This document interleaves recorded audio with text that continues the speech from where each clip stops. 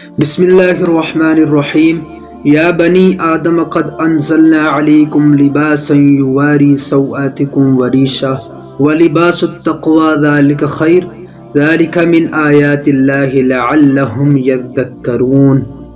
صدق اللہ العظیم وصدق رسولہ النبی الکریم۔ میرے دوستو، آج میں نے آیت نمبر سورۃ الاعراف کی آیت پڑھی ہے، جس میں اللہ تبارک تعالی ارشاد فرماتے ہیں، یا بنی آدم قد انزلنا علیکم لباسا یواری سوآتکم وریشا ولباس التقوی ذلک خیر ذلک من آیات اللہ لعلہم یذکرون۔ اے آدم کی اولاد، ہم نے تمہارے لیے لباس پیدا کیا جو تمہاری شرمگاہوں کو چھپاتا ہے اور زینت بھی بنا رہتا ہے، اور تقوی کا لباس جو ہے اس سے بڑھ کر ہے۔ یہ اللہ کی نشانیوں میں سے ایک نشانی ہے تاکہ لوگ یاد رکھیں۔ میرے دوستو، پہلے اللہ تعالیٰ نے اس لباس کے بارے میں بیان کیا ہے۔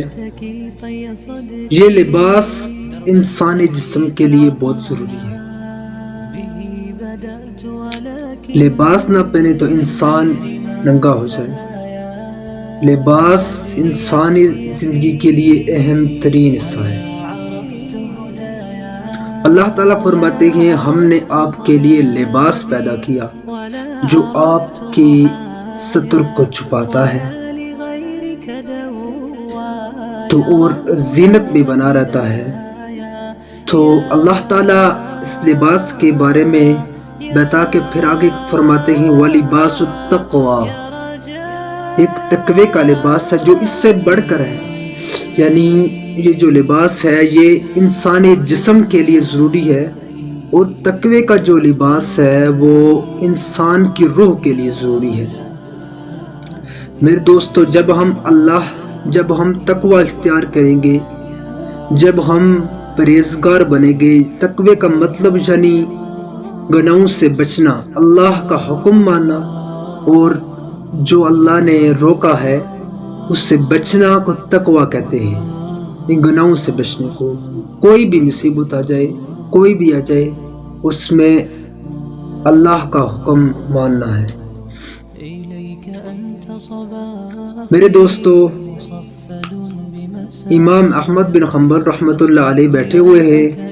ایک عورت آ کے مسئلہ پوچھتی ہے کہ امام صاحب، میں رات کو سود کاٹ رہی تھی کہ ایک بادشاہ رات کو گزرا اور اس نے لائٹیں جلائی ہوئی تھی، روشنی جلائی ہوئی تھی، تو اس کی روشنی میں نے اپنا کپڑا کاٹ دیا۔ تو امام صاحب آپ بتائیں کہ میرا یہ جائز ہے یا ناجائز، میرا یہ حلال ہے یا حرام ہے؟ تو امام احمد بن حنبل نے کہا، تیرے لیے تو جائز نہیں ہے۔ اب بیٹا حیران، امام احمد بن حنبل بیٹا کہنے لگا، ابو اتنا سخت فتویٰ دے دیا آپ نے۔ امام احمد بن حنبل نے کہا کہ جا کے دیکھ یہ کس گھر کی عورت ہے۔ جب بیٹا گیا تو پتہ لگا کہ یہ بشر خافی رحمۃ اللہ علیہ کی بہن تھی۔ اتنے متقی لوگ ہوا کرتے تھے پہلے، اور ہمیں چاہیے کہ ہم بھی تقوی اختیار کریں۔ تقوی سے جو لوگ تقوی اختیار کرتے ہیں، اللہ تعالیٰ ان سے راضی ہو جاتا ہے۔ وآخر دعوانا الحمد للہ رب العالمین۔